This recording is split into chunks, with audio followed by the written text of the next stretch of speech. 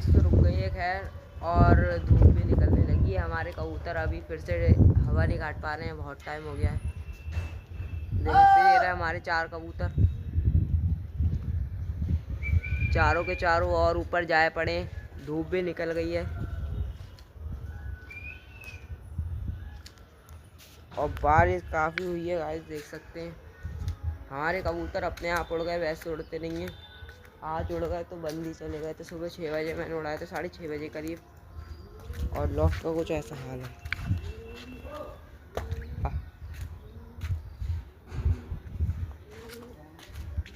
अभी इसकी तैयारी चल रही है, देख सकते हैं। धूप निकल गई है काफ़ी तेज की, हमारे कबूतर अब बंद जाए जहाँ तक है। अभी खैर बनते से तो उतरे थे। चलो गाइस, जब नीचे उतरेंगे तब दिखाएंगे। हमने सोचा धूप निकल गई तो हम आपको बता दें, तो अब जब धूप निकल के जब हमारे कबूतर उतर जाएंगे तब हम आपको दिखाएंगे। Bye bye guys.